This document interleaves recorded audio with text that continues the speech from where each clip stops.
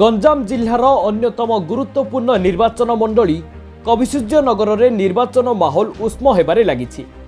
तीन प्रमुख दल बीजेडी, बीजेपी और कांग्रेस पक्षरु प्रार्थी घोषणा होइथिबा बेले समस्ते प्रचार को जोरदार करिसेंति।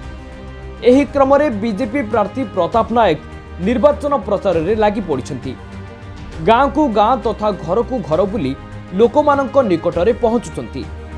सेमानंकर विभिन्न सुविधा असुविधा संपर्क में पचारि बुझुचंती, विभिन्न समस्या शुणुचंती।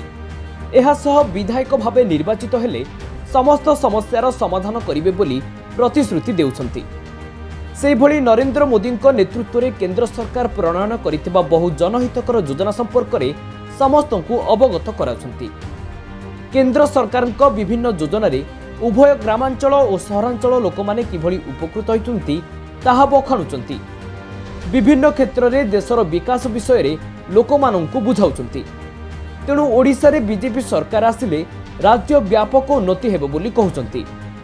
एथिपाई एही विकास धारा रे शामिल हेबा पाई तांकु पद्म फूल चिन्ह रे भोट देई विजयी करबाकू बीजेपी प्रार्थी कविसूर्यनगर निर्वाचन मंडलीर भोटर को अनुरोध करिसंती। से गस्त करुथिबा विभिन्न स्थान रे प्रताप नायकଙ୍କ स्वागत और समर्थन मिलुथिबा देखिबाकू मिलिछि। फलरे तांको सपक्ष रे जनसमर्थन थिबा जणा पडुछि।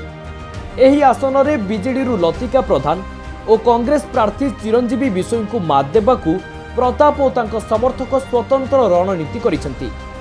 जनसमर्थन थिबारु निर्वाचन रे बेस भल प्रदर्शन करिवे बोली दंभोक्ति प्रकाश करिसंती। एभली परिस्थिति रे कविसूर्यनगर रे बीजेपी प्रार्थी प्रताप नायक किछि कमाल करिवे बोली आलोचना हेउछि।